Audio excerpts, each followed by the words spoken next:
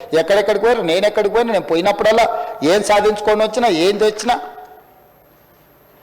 మీ కడపమంటే ఏంటో నాకు అర్థం కావట్లేదు అధ్యక్ష. కేంద్ర ప్రభుత్వంతో సత్సంబంధాలు ఉండి మోడీ గారితో నవ్వుకుంటే ఫోటో దిగితే చూసినావా, మోడీతో ఫోటో దిగిండి అని. అంటే ఆయన ప్రధానమంత్రి, సహకారం అడుగుతున్నాం మనము ముఖ్యమంత్రిగా. రాని విషయాలు ఏమన్నా ఉంటే మనం పోరాడుతున్నాము, పోరాటంలో ఏమన్నా వెనకాడి చేసినామా? అదేవిధంగా పూడూరులో 10 ఏళ్ళు నువ్వు పక్కన పెడితే లో ఫ్రీక్వెన్సీ నేవీ రాడార్ స్టేషన్ మీకు తెలుసు, తమకి పక్కన పూడూరు దగ్గర 3000 ఎకరాలు. దేశ భద్రతకు సంబంధించి 10 ఏళ్ళు నువ్వు అడ్డం పెట్టి ఆ ప్రాజెక్టును పక్కన పెట్టినావు.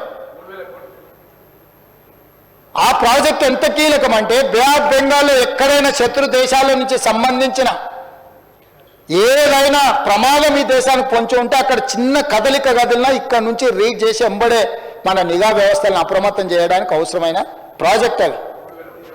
3000 కోట్ల రూపాయలతో ఇక్కడ జరిగితే నువ్వు పెండింగ్ పెడితే తక్షణమే ఆ 3000 ఎకరాల భూమిని క్లియర్ చేసి ఆ ప్రాజెక్టును తీసుకొచ్చి ఈరోజు దేశ భద్రత విషయంలో రాజకీయాలకు అతీతంగా నేను వివరిస్తే నువ్వు ధర్నా చేస్తావా?